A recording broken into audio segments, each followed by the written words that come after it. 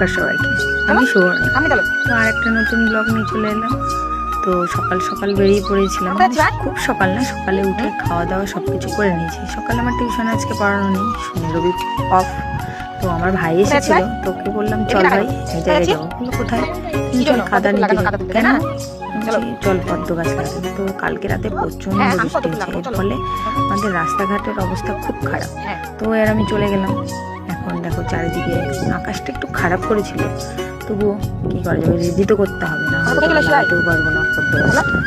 তো কোনো রকম এখন ভাবছি যে কি করে খাতাটা তোলা যাবে। ও বলছে চলো তাহলে দিদি ভাই তুলে নিয়ে এসে। তো সেখান থেকে একবার দুইবার করে তিনবার করে নিয়ে গেলাম কোনো রকম খুব কষ্টে। তারপর সেটাকে একটা গামলায় রেডি করলাম। দুজন মিলে করতে করতে তো সময় কেটেই গেল। আজকে ছুটির দিন, এই করে সময়টা আমরা সারাদিন কাটিয়ে ফেললাম। এই যে দেখো গামলার মধ্যে সেটাকে রেডি করেছি, এখন শুধু অপেক্ষা গাছটা লাগানো।